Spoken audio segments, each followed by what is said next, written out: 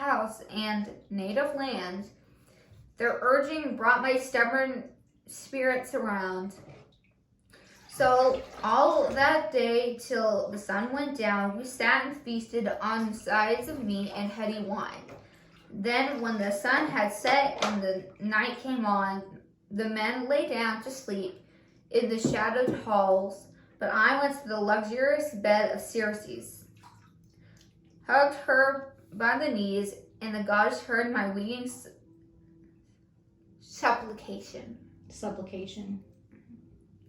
Circe, now make good a promise. You gave me once its time to help me home. My heart longs to be home. Stop. He said, Circe, I want you to make good on a promise that you said you would, on something you told me you would do when it was time for me to go home. And I'm thinking about going home. So he's trying to take her off on her promise. My heart longs to be home, my comrades' hearts as well.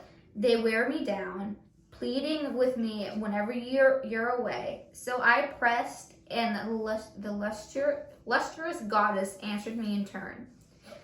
Royal son of Laertius, Odyssey, old companion, stay on no more in my house against your will. But first, another journey calls. You must travel down to the house of death and the awesome one, Persephone.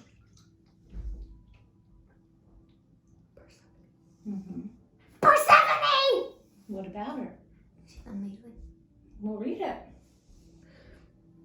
There to consult the ghost of Tyre, seer of Thebes, the great blind prophet whose mind remains unshaken. Even in death, Persephone has given him wisdom, everlasting vision to help him and him alone. The rest of the dead are empty, flitting shades. Fleeting. So she said, and crushed the heart inside me. I knelt in her bed and wept. I had no desire to go on living and see the rising light of day. Oh, Lord. Here we go. Dramatic.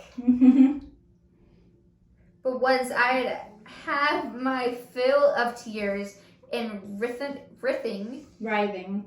That's there. That's like when you roll around in pain and agony. That's what that means. And writhing there, at last I found the words to venture. Circe,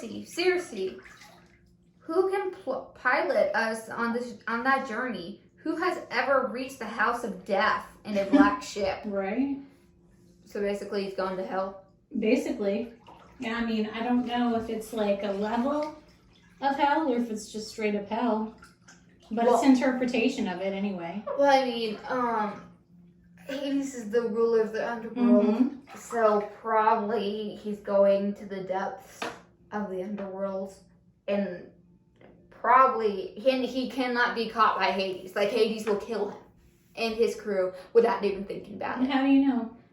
And Hades is a bad man. I know, but what purpose would it serve him to kill them? Well, he's a restless killer that kills everyone. I don't think so. I think that he kills people when it serves a purpose. So, but why is Persephone? I mean, Persephone is she was forced to be down there. Sure. So that's a man of force as well. For 3 months out of the year. Yeah, I thought it was 6. No, it's 3. Winter. She goes down there in winter when everything dies. Oh, right. Yeah. And then spring, summer, fall, she's up here with her mama because her mama was mad. D starts with a D. But has this already happened? Like, is she down there forever right now? Are these guys going to rescue her? No, I think they have to go see the man that has all of this wisdom that Persephone gave him. I think that's what's happening. Hades or in the underworld. Yeah. Okay. So basically that. So listen, there are a lot of interpretations of the underworld. Some people consider it to be hell, right? Some people think it's where all of the ancient beings that were on the planet were sent when God decided that man would be here on the planet, and Gaia started pushing all of the beings off of the planet. Some people think that all the ancient beings, like the lizard people and stuff like that, they escaped down to the center of the earth. Some people think that. Oh, so like that movie, the animated movie, with crap, what's his name? Okay, you know Meg from the movie? Yeah. Yeah, like that movie. Hercules. Yeah, Hercules. Yeah. How in the underworld, all you see is like the bodies and ghosts, and they're still alive, but they're just down there. That's in an sorrow. Interpretation of hell. Yeah, Yeah. they're just down there in sorrow, agony. You have to remember, honey, these are all of the people's interpretation or belief or thoughts about what's down there. So we don't really know for sure what it is. You know what I mean? It could very well be the Christian version of hell, or the version of hell that, Meg It could be different was versions. a part of. It could be different versions. It could be different levels. It could be all of them coinciding together. We just don't know because we haven't seen it with our eyes.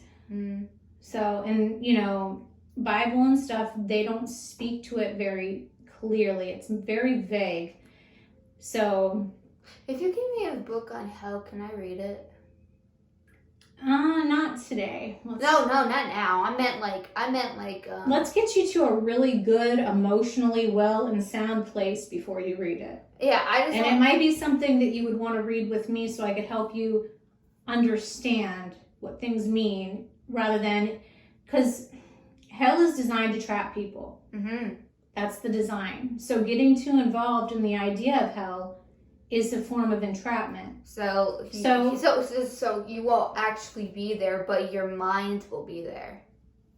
Right. So I can help you lasso out if you start to get entrapped. So you would want to read it with me, not because I'm trying to control you, but because I don't want you to get lost in something that's way dark. Because it can get very, very dark. Oh yeah, for sure. Fast. I bet, because he's a monster. He tortures souls. The devil. I wouldn't say. Okay, listen. Okay. You told me the story of how he was the most beautiful God, like he was the angel. If we're talking about Lucifer. Yeah, we're talking about Lucifer. That name is even weird, but It's actually a pretty beautiful name to me. You should watch. You need to watch the show Lucifer. You need to watch it because it has a lot of things that I've never heard of. And it's very interesting. Okay. But anyways, so you told me that he was that he had created beautiful music, and he was God's favorite. And he was a great artist, a great creator. Yeah. So wonderful, magical, brilliant. Yeah, but then he got jealous of God, of all his power No, he got jealous of man. Man? I thought it was God. God created humans, and he made all of the angels bow down to them. He created humans in his image. Oh, so Lucifer didn't want to bow down to humans. He didn't want to bow down to something that was made after he was. He thought that was... Like, I'm older, I'm more mature. Yeah, basically. well, I'm older, I've been here longer, I know more, I'm better type of deal. So it was more of an envy type of situation than anything. And God's like, oh, heck no. God said, these are in my image. I'm pleased with these. These have a great purpose to serve in the grand scheme of things. That's what God's message to the angels was. And he wanted the angels to serve humans, and they do serve us because they guide us and they guard us and they make sure we're protected. And so that was God's message to the angels. And so he had them bow down to humans, meaning in servitude, because while we're here, they help us. It's not because they're our slaves or anything crazy like that. Oh, yeah. It's their duty to protect us and honor us and serve us. And in the same way, we should be just as considerate of their beings and such. But anyway, Lucifer got jealous. He said he was not going to bow down to something that was created after he was. And he was banished down to the earth. Yeah, along with the angels. Yep. Wait a minute. Along with the angels that followed him. But I remember watching a movie called Noah's Ark or something. This live action movie of Noah's Ark. Yeah. And do you remember the scene where the people, Noah, saw all these fallen angels on Earth, and they were all like rocks, like rock monsters, basically. Yeah, they were the Watchmen. That was an interpretation of the Watchmen. Yeah, so they're fallen angels when they're on Earth. When we talk about them, they're fallen angels. But when they're in hell, they're demons. They're angels, fallen angels, then demons. Or do you think that they were just? I don't know that the fallen angels are necessarily demons.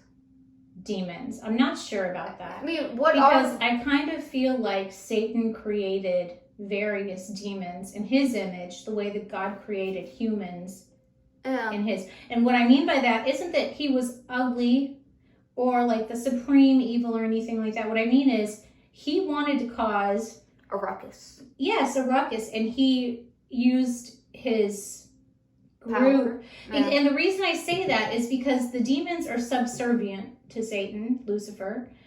I wouldn't imagine an angel to be quite as in service and quite as enslaved. But if Satan created these beings, obviously he's their father figure and they report back to him. You see what I mean? Yeah. I could be totally wrong. It could be that all of the angels that fell with him, because there was another whole group of angels behind Satan. I think that after the number 7 is when they refused to kneel. And so the angels past the number 7 were the ones after, like Satan and after, that refused to kneel, and they were all cast down together. But what I think is so you said so after the number 7, Lucifer and those angels. A host of angels. So 7 of them and Lucifer. 7 of them bowed to us. Gabriel, Michael, Uriel, Raphael. Those are the ones that come to mind first. But 7 of them bowed to us. And they're for us. They are with us. They love us. They're so big. They can be with every single person all at the same time, just one of them, because they're so big. You know what I mean? They're so enormous, and they're protective spirits. So, but in that same way, Satan can also work, and the angels that were cast down with him. So, if you think about it this way, and this is a very philosophical thing to talk about, and this kind of deviates away from your book. Yeah. I see your little wheels turning. You've got these ideas going on. Well, yeah, but there's this thing that I was just thinking about. That's what I said. I know. Go ahead and say it, and then I'll tell you what I have to say. I think before mankind, or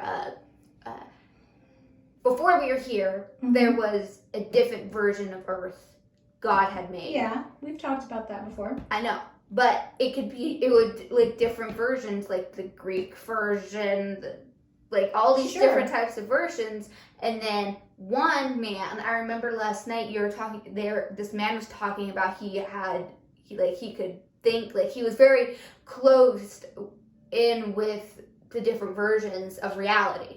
And I feel like there is a man that was very closed in with a different version of reality, and he told us all of these versions, and some of us believed in it, some of us didn't. And then at a certain point in time, somewhere around the world, there was a part of Earth that believed in it, just that part. And then there was a different part, and a different part, and a different part. You know, because I think he got visions from God. So maybe there's someone like that. I don't know, but there might have been. Sure, maybe you should write a story about him. I'm serious. A lot of times, you'll get feelings like that, and it's the birth of a story. And it could be a true story. It could be a fictional story. You don't really know until you write it and you hear what the story tells you. Yeah. You know what I mean? Yeah. So what I was going to tell you, come back to me, be here with me, not over there. What I was going to tell you is our earth is very physical, okay? It's dominated by physical laws. You can feel the hardness of things and the softness of things. You can see the separation between the earth and the sky. Law of physics. A law of physics. The laws of physics are some of the laws of this world, right? There are all kinds of scientific equations that tell us about the way that everything works, which, you know, people like Tesla and Einstein and all of those wonderful Brainiac. thinking minds were able to harness and bring to us and show us that, you know, there are various laws and facts that dominate the beingness of this planet and our ability to experience it the way that we do. Outside of the earth, things are less tangible. The other realities that exist in different variations. Dimensions, but they exist in various variations of this world. So, for example, what I mean is, you know, there are some versions where, well, most versions, time doesn't exist, most of them. In fact, we might be the only place operating with time, right?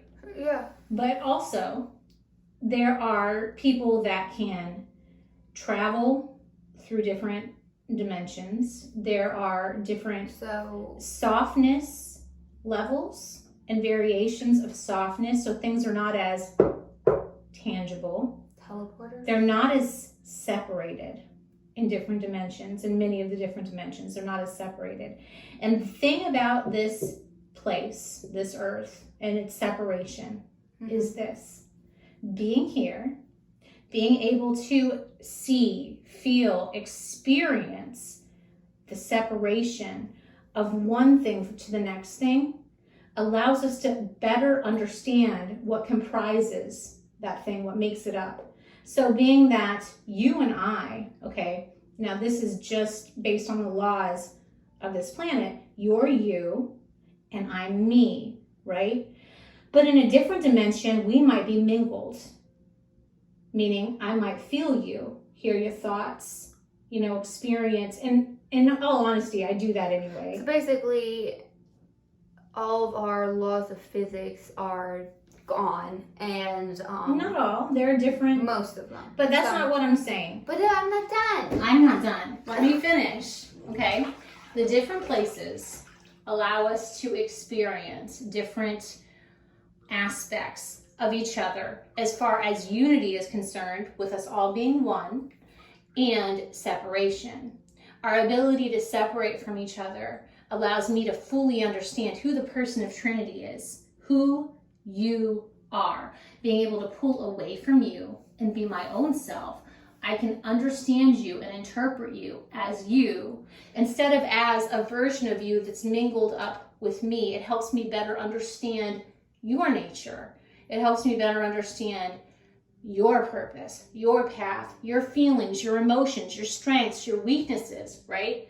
I understand that because of our separation, okay? The same way with good and evil, all right? We all have to have facets of good and evil in ourselves in order to exist. So, just listen. Look at me. Listen. We have to have facets of good and evil in ourselves in order to exist. There has to be parts of us that are inclined toward darkness and parts of us that are inclined toward light. And that's why often the darkness can be more enticing for us, like that goddess. It can be more enticing for us because it's forbidden. It's a mystery. It's a secret. And so that's what inclines us more to move toward that dark path, because we want to understand the mysteries and the secrets. We're adventurers, right? But it can also lead us to a place of evil, of doing really terrible and monstrous things, because we are so separated, okay? Like we are, I am me and you are you. And if I'm inclined to go toward the darkness and we're not meshed together, you can't pull me back because you're not inside of my body and you don't know what I'm gonna do. But if we're all together, you, me, Daddy, Aunt Whitney, Casey, Mom, all of us, if we're all together in the same beingness and I'm like ready to go kill some people, you guys can say, hey, wait, no, this isn't a good idea. You know, we can sort it out, we can work it out, all being a oneness, a unity. But right here, right now, I'm separated from you and you're separated from me. And we have God, who is a complete and total balance and knows the entire story. We have God in heaven. We have goodness, the angels that are there to protect us, serve us, and lead us the right way. Christ, all of that, we have the goodness. And then we have the darkness, the evil, right? And they're all meant to pull us down the wrong way. And it's up to us to try to figure out how to balance it within ourselves and how to see all sides of things. Do you think the devil will change? Do you think that he still has a part of him being an angel? I think we all change all the time. All the time. I know, but he's an all-time being. He's immortal. Doesn't matter. We're all time beings too. We all change all the time. It's part of this experience. I think, yes, absolutely. He can and has and will continue to change. Will he change toward Light. a negative turn? Possibly. Will he change toward a positive turn? Possibly. But regardless, we always have to have dark and light in order to exist, good and evil in order to have a balance, in order to have a world. We won't have a world without those things. But why are all my dreams with the devil? Like, I have all these different dreams and all these different realities where I'm with him, and that, like I have images before I was born, like while I was in heaven and before I was created. I have these visions that I was with him. Maybe you were. And that he, I don't know, like he just dragged me down with him. Trinity, this is a play, okay? This is an adventure, right?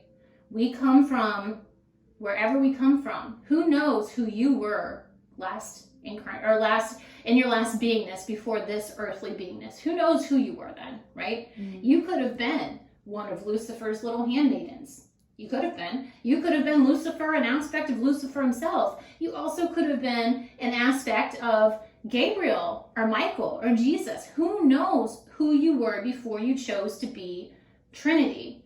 Whoever that was, that's what you'll go back to. But right now, you are here to play.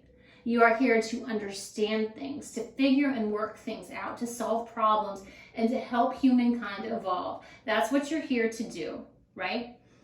Even as the angels in heaven help humanity to move toward a positive light and evolve, that aspect of satanic engagement also helps humans to evolve. You have to have the darkness and the light in order to exist, in order to understand things. If everything's light, everything is covered with white, and you can't see, right? It's just all white. And if everything's darkness, everything's black, and you can't see. You need both aspects and elements in order to be able to see, experience, and be. So your questions about the things that you see and feel and things before you existed or even now or whatever, who knows? But in truth, the only thing that really does matter, of course we want to remember who we are, right? But the only thing that really does matter is that we move and we play and we grow and we're able to step outside of ourselves and step outside of our pain and see the big picture of things, to see it. So instead of being Trinity immersed in this body and so angry because she has 100 things to do in school and she failed this test and dad's mad at her, and instead of experiencing it from that aspect of Trinity, you've got to be able to stand on top of your shoulders, so to speak, and understand where dad is, where mom is, where you are, and where, whoever else it is that you're interacting with is. And that's how you can truly experience life, and also know that everything is impermanent. So while you might not be where you want to be right now, you can make a change, you can take a step, and you can get to where you want to be in a second. You have to make that choice. You have to take that action. You can't forever say, oh, tomorrow I'll do that, because tomorrow never comes. You have to do it today. But it's up to you to make those changes and take something that feels permanent and make it impermanent. Do you understand? Yeah. But it doesn't matter where you came from. I mean, it does, but it doesn't. I'm saying that it doesn't. You knew what you would remember and what you would forget. You knew who you would be with. You knew the situation that you would have. And you knew the work that you had to do. And deep down at your core, you know the work you have to do. And that's what you live your life to do. Do you understand? It's a play. It's not that serious. But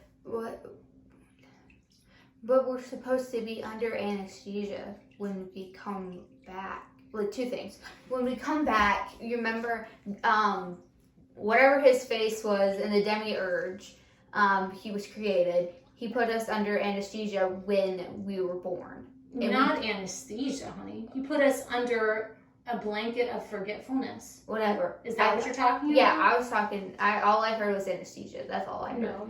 But he put, as you said, put us under a blanket of forgetfulness. Yeah. In order to really experience, we have to be able to forget where we were. Because if we remember all of our powers and everything, we get confused about what we're doing here. And I know, but it's like, why do I remember? Well, you remember what you allow yourself to remember that'll advance you.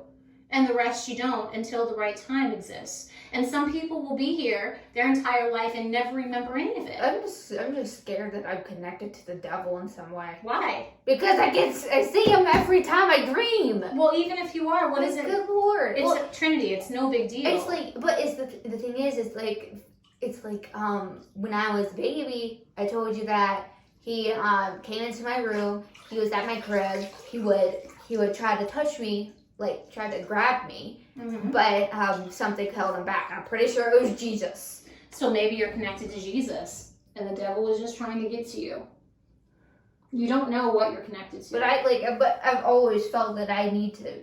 The devil wants you, okay? The devil wants all of us. I know, but I just want to fix him. Right now you can't. I know that, I know that. The best you can do. Fix it. The best you can do to fix the devil in this life is to go fix evil. So where you see evil in existence, you fix it. That's the only way that you can fix the devil in this life. I know, but do you think if I fix the evil, will he bring back a part of him that he forgot he was? Maybe. I mean, I want him to become good again. Like, you know what I mean? That just might be my little child talking. But, you know... I mean, little child is very wise, but don't discount your little child. But he originally was good, you know. He was originally like magnificent. And what did I tell you a minute ago? We have to have variations of good and evil within us in order to exist. We have to. So does the devil have to be the devil? The devil can be whatever he wants to be. What if he's the devil, but we have people have fear in him, but he's not the devil anymore? What if he changes into Lucifer again? And then people will see him change. So once the world is purified, he's purified. Yeah, but there will always be aspects of good and evil. Always. Oh, I bet. Maybe not. But the aliens would purify. They said they're going to purify this earth. Like they're like something's coming, you know, and it's going to purify us, and it's going to purify it's going to purify. I'm pretty sure it's going to purify the devil because what if there's like this is an aspect of heaven? This is meant to be an aspect of heaven. Exactly. So what if it was an aspect of heaven that we just thought it was just earth and it was horrible? What if it was just heaven? One of the aspects of heaven. Well, it's meant to be. That's what the Garden of Eden was. It was heaven. And on the show Lucifer, I want to show you the trailer after I'm done talking about this. Well, we need to get back to your story. I know, but I'm almost done. I only have a page left. Uh-huh. But on the show, it talks about... It's just like a regular show. But it talks about how Lucifer might have seductively came to Eve. Like, Eve wanted Lucifer and Lucifer wanted him. And that's how they collided, and that's how we found out. You know, and there's that. And then that there is this girl Chloe. Her name's Chloe, I'm pretty sure. I haven't watched in a long time, but her name's Chloe, and she's the only thing that makes the devil weak. Mm-hmm. And it's weird, but she's just a woman, and God, he's basically... There's a theory about women that, like, there are special women in the world that Satan is kind of like subservient to, in a sense, but that means bows down to. But the thing is, okay, so the devil is on the earth in this show. Mm-hmm. He's on the earth, he's in a club, he's all that. He's high. He's high. Mm-hmm. Basically, so he meets Chloe, who is a detective, and he's immortal and he can't die and all of that. But Chloe, when he's around Chloe, he can die. Mm-hmm. Like, he can literally go back to hell if he's around her. Mm-hmm. So, and then his brother is black and his name is Gabriel. Mm-hmm. So? I know, but it's just insane. Like, I didn't know Gabriel and Lucifer were my big brothers, you know? They're angels, honey. I know. But then there's another theory, like, that God brought down Chloe, and Chloe made Lucifer weak. And she's the only thing that can repel him. Could be. Who knows? Who knows? Right now, we are just in the middle of some interesting story. And the crazy thing is, most people don't even realize that there's this storyline playing out. They think that everything is just scientific and factual, and they don't see what's underlying it. But everything in quantum physics proves that it's true and real, and this reality does truly exist. So the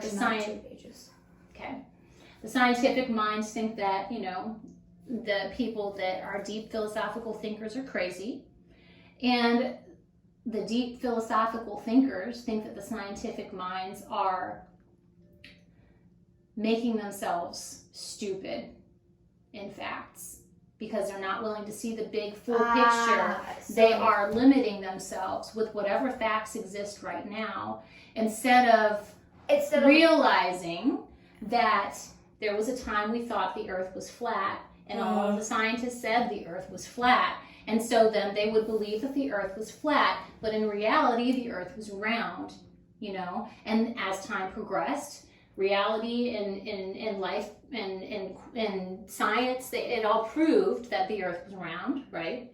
However, these people move from one scientific theory to the next, only understanding or allowing themselves to believe or even fathom what's been proven or is in the process of being proven, rather than seeing the vastness of possibilities that exist all around us. So there are two groups of people in this world. The people that see and the people that wear blinders. And then there are people that sit in the middle somewhere because they want to see, but they're limiting themselves by aspects of control that have been put into place. Yeah.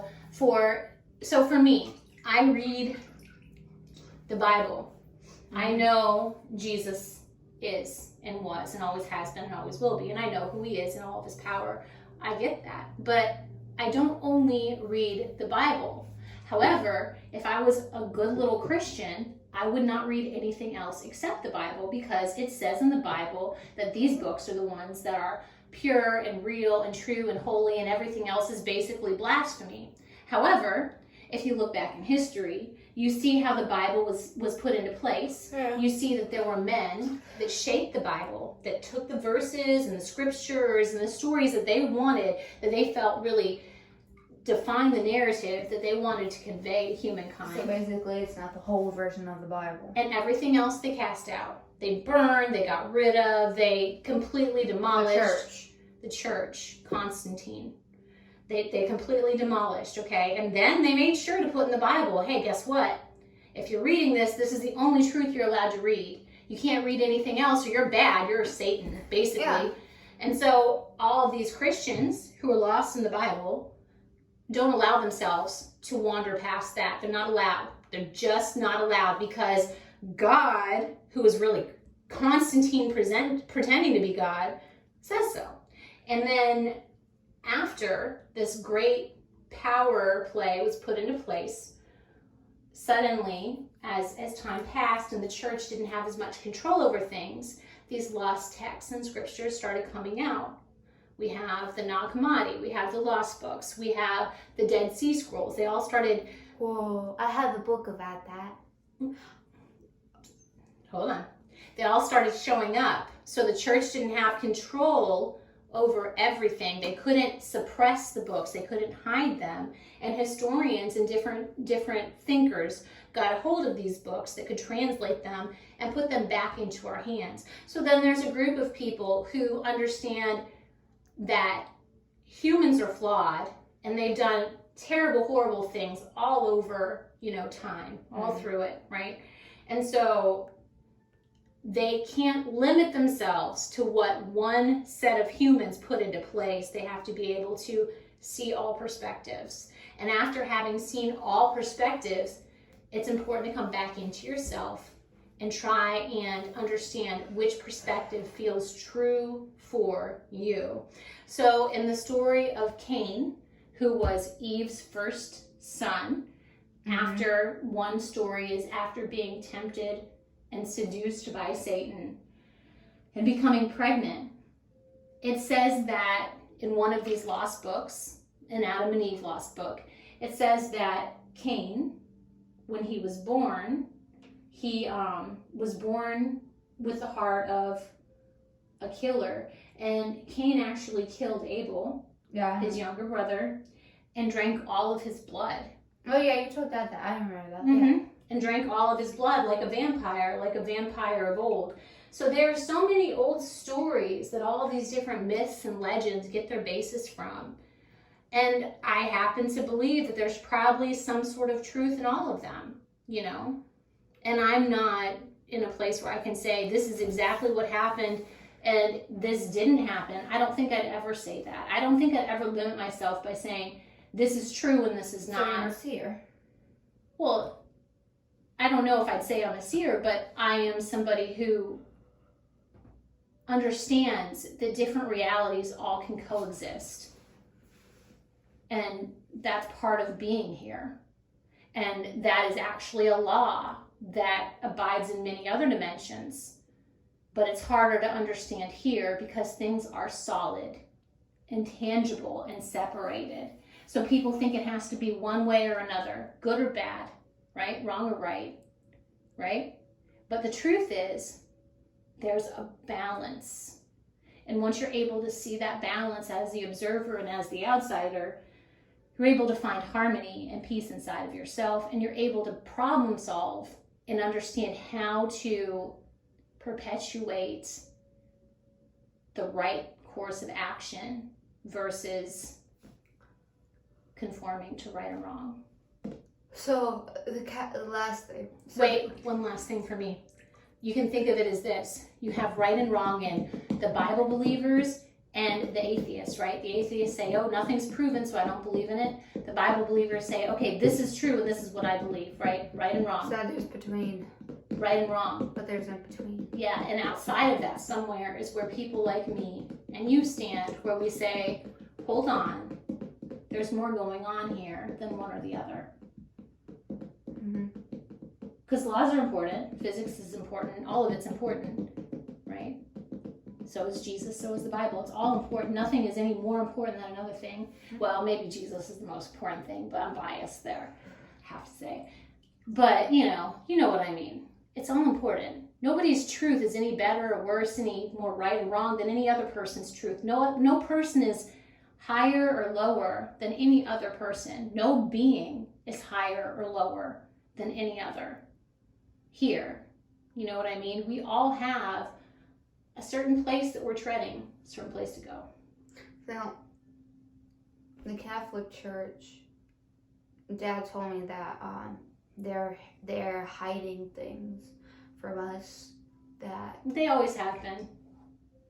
That were originally for everyone to read. Yeah. But for some reason, control and power. Yeah, most likely. I mean, the Pope and the Catholic Church were the most important thing in the world back then. Still is one. But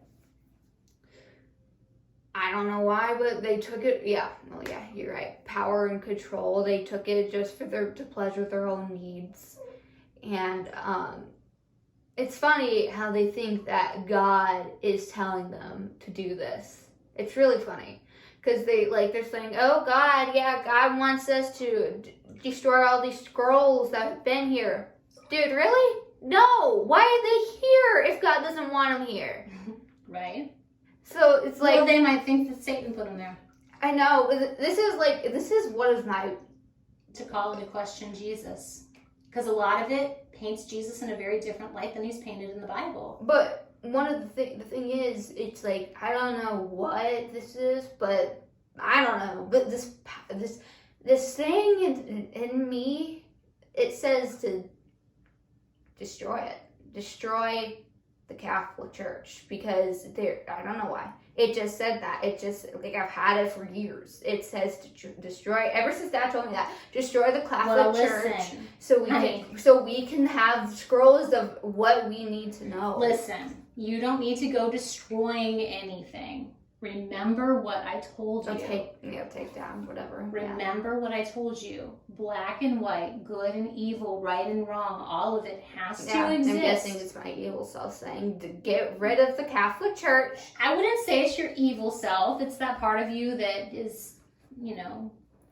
It's moving toward justice. I feel like a dictator when I say this, but get rid of the Catholic Church and see what they're hiding from us. It would be nice to see what they're hiding from us. Because I'm guessing that there's something deep down under their church, under the main church, something deep down underground that they're hiding from us. There's a lot going on underground. Exactly. Remember, there's hell down there. Exactly, but it's something that we need to know and that we need to find. Listen, when the right time comes, that's when it will be found. And when the right time to know comes, that's when it will be known. You have to accept that everything is in perfect balance. You should never, ever be in a place where you are wanting to destroy all of anything, okay? Unless you're trying to destroy all of your ego. But part of it is going to have to remain intact as long as you're a human, because you can't really fully exist without an ego. What? In some ways. I know I have an ego, but it's not I'm not thinking about building up my ego. I'm thinking about giving the truth of what people need to see and open their eyes to all the things that's left out in the Bible. Because I know I've never read it. I've read halfway through it, the Bible, and I got bored, and I said, okay, I can't put this, I'm done, I can't do this the rest of the way, so I put it down. But whenever, in the future, whenever I read it again, the whole thing, I want to know. I don't want to know half truth, half lie. Let me tell you a secret. Or half important, half not. A secret that you already know, because we've already talked about, but I'll tell you. Again, the Bible exists. It's beautiful, okay? There are interpretations of the Bible that exist that are beautiful. There's that one, it's the Jewish set of books that I have that's very much taken from the original language and transcribed almost perfectly, as perfectly as it can be, okay? There are also lost books, Dead Sea Scrolls, Nag Hammadi, all of that exists, okay? All you have to do is open a book and start reading, truly. And whatever it is that exists in the Catholic Church that they're trying to suppress from us, if they are not supposed to suppress it, at the right time, they're going to have their hat taken off and it's going to fly up into the air and into our hands, right? Yeah. But maybe they're supposed to suppress it for some reason or another that actually does grow us that we don't even realize. And so in the meantime, we have access to all these other books that we can put in our hands and read, because guess what? God gives us what we are supposed to have at the perfect time. So when they were first taken out of circulation, the time was not right for us to know that stuff. God didn't want us to know it then, even though it existed. And certain people, I'm sure, came with the knowledge of whatever it was, but not everybody. Now God's saying he wants the people who are led to these books to know that these things happen, to know that these things are real, right? When the right time comes for us to know these things, he will bring them to us. We don't have to work that hard. Do you understand? He puts it in our hands at the right time, and we have to trust that he does that because he does. He's perfect. Yeah, but And we are a part of his story. I just imagine all of the people, like, I feel like there's a secret society in the Catholic Church. Of course. But listen, I feel like there's a secret society that knows, like, not everybody, but like the higher ups in the Catholic Church, the teachers, they know where everything is, where they put it, why it's there, because they don't believe it. They don't believe the other stuff that's there. So they hide it from us so we don't question God. Of course. Or question their authority. But God's stronger than them. I want to say that, but I'm saying that this society, it's real. So what? I feel it is, in that it should be. No. Go away. The more you worry about what they are doing and how they are doing it, the more you lose sight of what it is that you have to do. I know, but I just feel that there's been things down there that Sure. that just. We've talked about this already. Yes. I know, but no. The thing is like I feel like someone in their group tried to tell us something, but before they could, they killed them. Sure, there are all kinds of secrets, honey. There are all kinds of things that they know and they suppress from us. Sure. All that's true. All of it. Right? I'm not discounting that. What I'm telling you is God is stronger than these popes. God is stronger than these bishops. God is stronger than the Catholic Church. And God will bring us what he wants us to have when the time is right. And if we focus on what they're doing, we are not living our own life and focusing on what we need to do and what we need to bring. What are bishops? They're just people in charge. Okay, because I was watching this anime. In charge of a church. Yeah, I was watching this anime called Castlevania, and then there's this bishop that basically hates Dracula and killed his wife and put hell onto earth. Sure. Yeah. I was just wondering what a bishop was. A bishop is If you need to write a story about storming the Catholic Church and unlocking all these secrets and stuff, write it. no. But don't focus your mind and your energy. Make a movie about it. And your life intention. Well, it starts with a story. But don't focus your energy, your mind, your life intention on taking down the Catholic Church, because God will do that when he's ready. And if God needs to move you in the direction of doing that, he will. But in the meantime, you focus your life on living and on seeking your own truths. I thought you were going to sound like Dad. Be like, focus your life in the present, not the future. Yeah, well, the present is a very good place to be because that's what we have. We have right now. Well, sometimes the present isn't, to me. Yeah, you don't have yesterday. Can you go live in yesterday? You can remember it, but can you live in it? Can you go experience it again? Can you make it right now? No. Can you live in tomorrow? I'll read the rest of this later. No, read it now. Oh, no, I'll read it in my head. Are you sure? Yeah. Do you think that you have it? Okay. So anyway, now is the place to be. It's nice to think about things and fantasize about the future. It puts us at a higher vibration. It puts us in a higher place. Higher form of consciousness. I think anticipation of something is a lot more fun than the actual thing typically. Most likely. But at the same time, you've got to be right here and accomplish the things you need to do right now and not worry so much about what lies ahead of you. Just be here. Right? Be here and do the things to the best of your ability. That's what you have to do. The end.